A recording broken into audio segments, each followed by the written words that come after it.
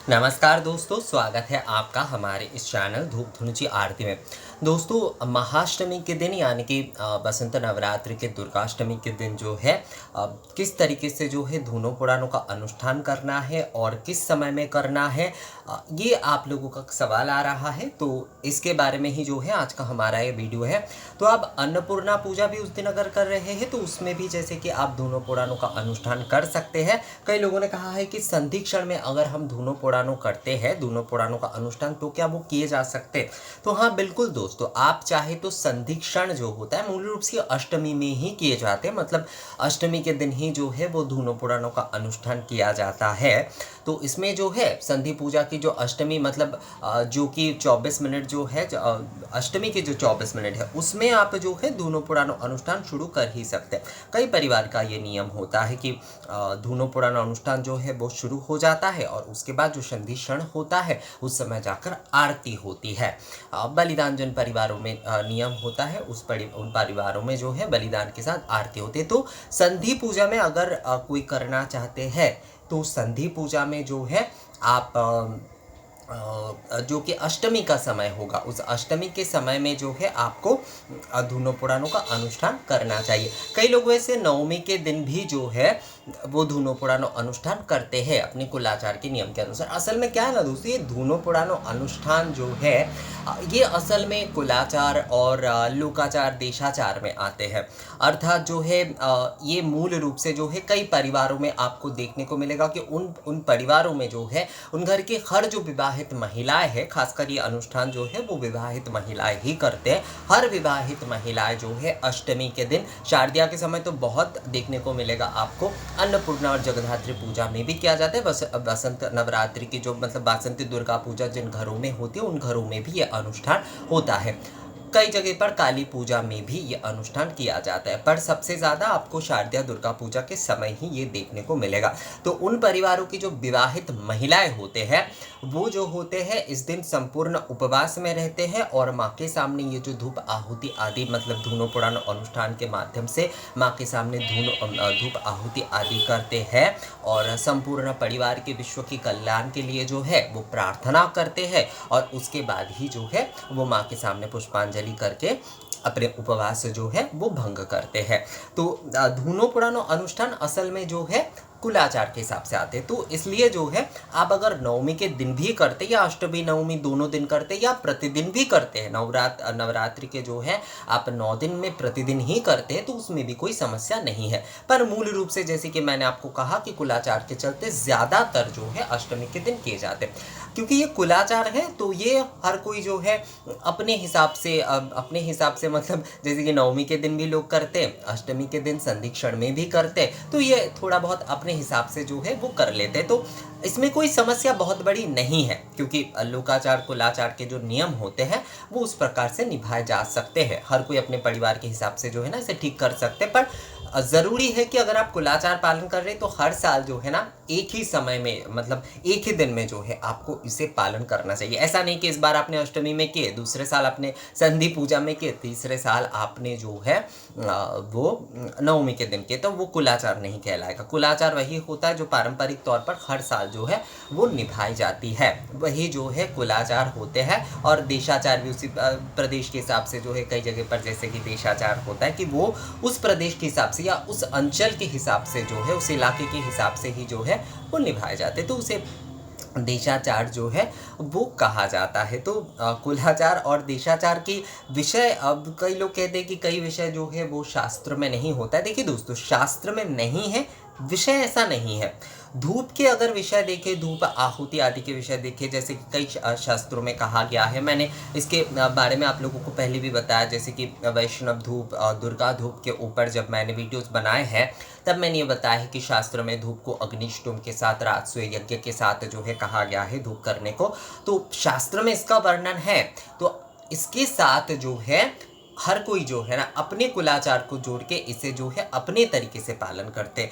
तो शास्त्रोक्त नियम जो है उसके साथ कुलाचार भी जो है वो बहुत एक सशक्त नियम है। ये जो है ये हमें दर्शाता है हमारी दुर्गा पूजा या फिर कोई भी पूजा विधि में जो है ना केवल मात्र शास्त्रोक्त नियम ही नहीं, वहाँ पर कुलाचार और देशाचार भी उतने ही महत्वपूर्ण होते हैं, क्योंकि ये नियम भी जो है ना हमारी पूजा को बहुत सशक्त करता है। ये नियम अगर नहीं होंगे तो आप देखिए कि इसकी जो श्री यानी कि सौंदर्य है, इसके जो समृद्धि है हर पूजा के जो है, वो कई जगह पर जाकर ना थोड़ा फीका रह जाता है। तो वहाँ पर कुलाचार भी जो है वो बहुत मायने रखता है। और ये कुलाचार जो है आप अगर देखेंगे तो कहीं ना कई जगह पर जो है शास्त्र में इसका वर्णन दूसरे तरीके से, पर कुलाचार है क्योंकि लौकिक तरीके से इसका पालन किया जा रहा है तो उसके पद्धति जो है वो थोड़ा अलग हो जाता है। पर ये जो है संपूर्ण शास्त्र विरुद्ध है ऐसा नहीं है। कई लोग ऐसा समझते कि कुलाचार जो है वो सारे शास्त्र विरुद्ध होते, तो ऐसा नहीं है।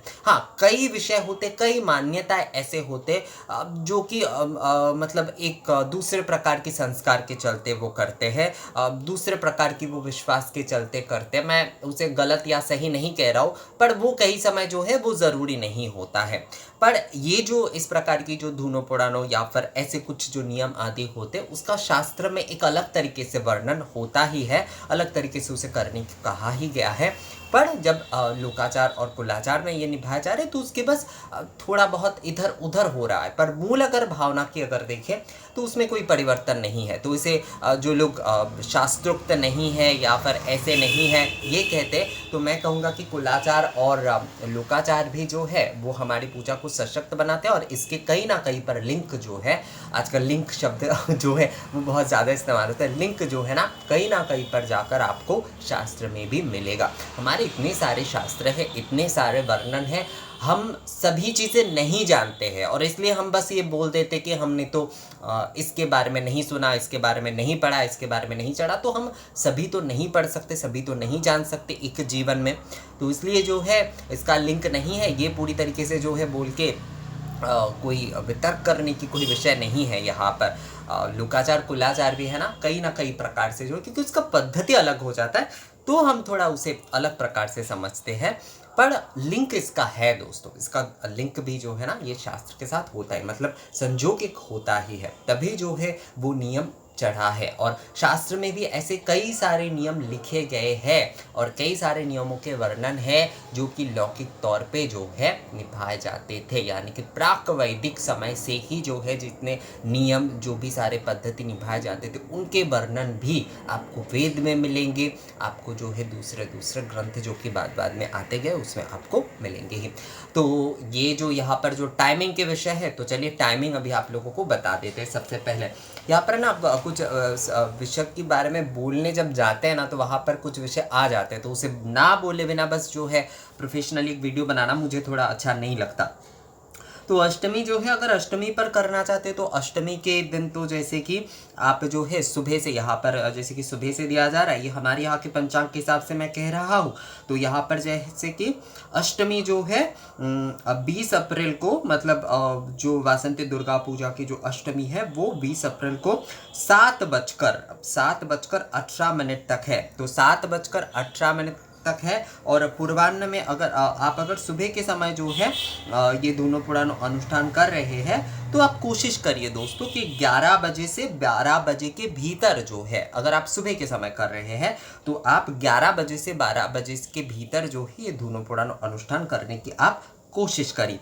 और अगर जो है आप संधि मुहूर्त में कर रहे हैं तो संधि मुहूर्त जैसे कि शुरू हो रहा है 6:54 जो है उससे शुरू हो रहा है 6 तो 6 यानी कि 6:54 से जो है ये शुरू हो रहा है। और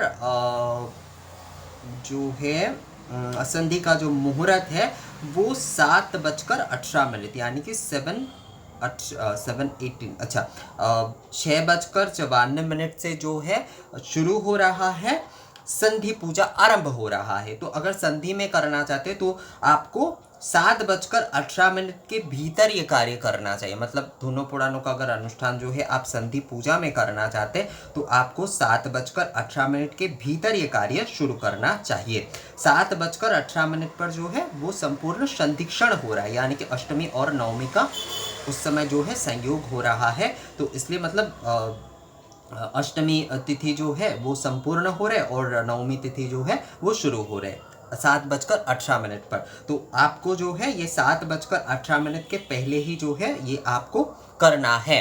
अगर आप संधि क्षण में जो है धूनो पुराणों का अनुष्ठान करना चाहते हैं तो संधि पूजा में अगर धूनो पुराण अनुष्ठान करना चाहते हैं तो 7:18 से पहले आपको करना है। अगर सुबह के समय करना है तो 11 बजे से 12 बजे के भीतर आप करिए।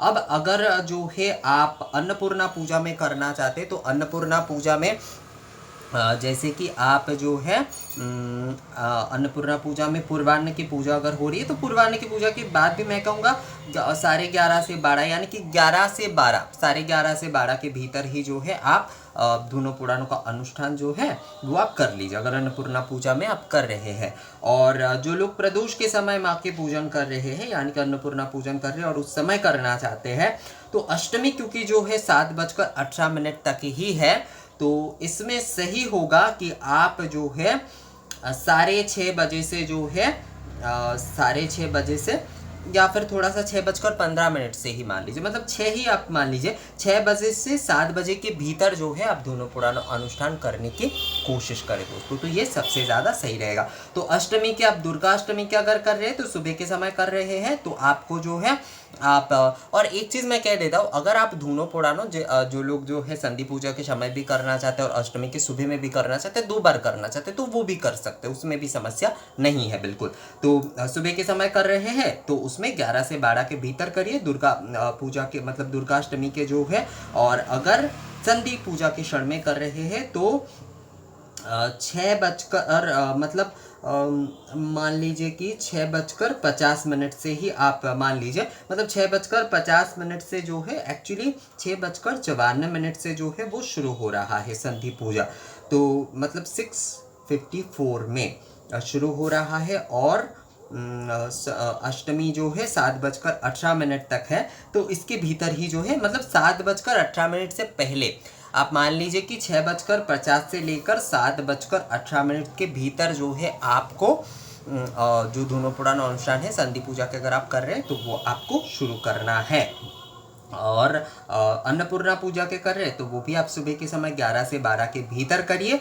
और संध्याकालीन जो पूजन होगी उसमें अगर आप कर रहे हैं माँ के जो माँ अन्नपूर्णा के जो संध्याकालीन पूजन में अगर आप कर रहे हैं, जो लोग संध्याकालीन पूजन करेंगे वो लोग जो है वो 6 बजे से 7 बजे के भीतर जो है वो दोनों पुराणों अनुष्ठान कर सकते हैं। तो ये टाइमिंग हो गया। अब धूनो पुराणों के जैसे देखिए जैसे आप लोगों ने वीडियो देखा ही होगा पुराने, अब मैंने तो जैसे कि आप लोगों को शारदीय नवरात्र के समय ही दिखा दिया था कि घर पे जो है आप सही तरीके से धूनो पुराना अनुष्ठान किस तरीके से पीतल धुनुची में भी कर सकते, मिट्टी के 2 धुनुची में भी कर सकते, एक में कभी मत करिएगा, संभव हो तो हमेशा 2 में करिएगा। मैं कहूँगा कि आपको, क्योंकि आप नवरात्रि की पूजा कर रहे हैं और इस पूजा में जो ये विशेष होता है, एक विशेष अनुष्ठान होता है धूना पुराणों जो अनुष्ठान होता है इन पूजाओं में, तो आप जो है आप 2 धुनुची अवश्य जुगाड़ करिए, मिट्टी की ही करिए, उसमें कोई समस्या नहीं है, वो आप कर लीजिए। जैसे कि जो हमारे यहाँ पर जो पुराने मतलब जो बौनिदी फैमिली है वहाँ पर जो है जैसे कि हाथ में छड़े लेकर और माथे पर एक छड़े लेकर करते, तो वहाँ के अपने परंपरा है। कई घरों में पीतल के उस छड़े में पीतल के एक प्रकार के मतलब उनके पुराने तरीके की धुनुची होते वो भी लेकर करते हैं। धुनुची एक्चुअली वो छड़े टाइप का ही होता है तो उसे लेकर ही करते, तो ये जो है ना आप जो है उस प्रकार से कर, क्योंकि वो उनके बहुत पुराने वो परंपरा है तो वो उस तरीके से करते आए हैं, उस तरीके से कर रहे हैं। कई लोग जो घर पे जो है ना संक्षिप्तता से पूजा करते हैं तो वो जैसे कि 2 धुनुची में या फिर पीतल के छड़े में जो है आजकल ये अनुष्ठान करते हैं, या फिर मिट्टी के धुनुची में भी जो है ये अनुष्ठान करते हैं।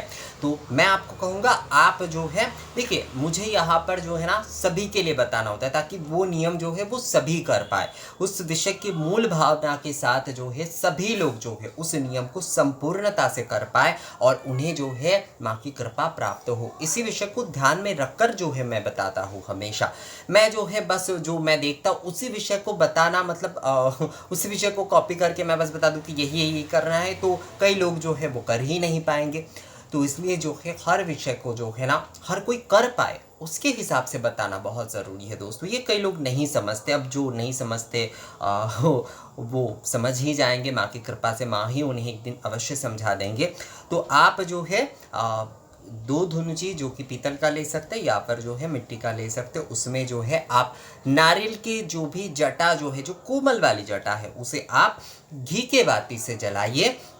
कपूर से भी जला सकते हैं, घी के बाती से मैं प्रेफर करता हूँ ज़्यादा, तो इसलिए घी के बाती ज़्यादा बताता हूँ। तो घी के बाती से जलाइए, उसमें जो है राल गुग्गुल जो है जय माँ जय माँ जय माँ कह के जो है, जय अन्नपूर्णा माँ, जय शिव बासंती दुर्गा माई, ये बोल के जो है आप उसमें जो है अष्टमी तिथि है तो 4-4 दोनों में जो है 4-4 बार आप दीजिए। मतलब टोटल जो है आपको 8 बार देना ही है। कई लोग जो है एक में ही 8 बार देते हैं, कई लोग जो है एक में 2 बार देते हैं, पर कम से कम जो है जोड़े में हमेशा देना चाहिए, जुग्म तौर पर देना चाहिए। मतलब आप 8 बार दे सकते हैं या फिर 4 बार दे सकते हैं, आप चाहे तो 12 बार दे सकते हैं। मूल रूप से 4 बार, मैंने जहाँ तक देखा है कि 2 जो जलाए जाते हैं उसमें 4-4 बार दिए जाते हैं, जैसे कि 8 संपूर्ण हो जाते हैं, 8 की संख्या में जो है वो आहुति संपन्न हो जाते हैं। तो आप अगर चाहते हैं कि एक धुनुची में आप 8 बार देंगे और दूसरे में भी 8 बार आप धूप आहुति देंगे, तो वो भी समस्या बिल्कुल नहीं है, वो भी दिया जा सकता है, उसमें कोई समस्या नहीं है। जैसे कि मैंने आपको कहा कि कुलाचार के हिसाब से, तो आप अपनी निष्ठा के अनुसार जो है ना ये कार्य कर सकते, पर बस ध्यान रखिएगा कि जो आपने शुरू की है उसे जो है ना हर साल आपको उसी प्रकार से ही निभाना है। बस ये जो है कुलाचार में इस विषय का जो है ध्यान रखना बहुत ज़रूरी होता है। तो आप जो है युग्म संख्या में जो है धूप आहुति उसमें दीजिएगा और उसमें धुना और गुग्गुली दीजिएगा, उसमें और कोई चीज़ें देने की ज़रूरत नहीं है।